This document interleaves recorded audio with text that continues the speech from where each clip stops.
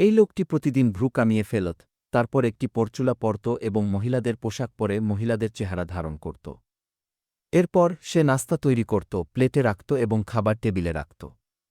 সকাল ৮:১৫টার মধ্যে সমস্ত কাজ শেষ করে সে তার মহিলাদের পোশাক খুলে পুরুষদের পোশাক পরত। সে সংবাদপত্র পড়তে পড়তে তার নাস্তা শেষ করত এবং তারপর সাইকেলে অফিসে চলে যেত।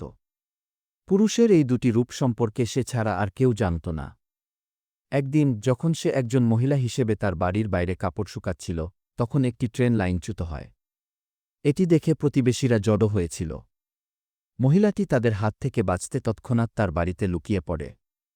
সে দেখল যে ৮:১৫ বাজে, তাই আজ সে রান্না না করেই খাবার টেবিলে নাস্তা রেখে দ্রুত পুরুষদের পোশাক পরে নেয়। লোকটি দরজা খোলার সাথে সাথেই তার বাড়ির সামনে একটি দুর্ঘটনাগ্রস্ত মালবাহী ট্রেনের ইঞ্জিন পড়ে থাকতে দেখে সে দ্রুত দরজা বন্ধ করে নাস্তা খেতে বসল।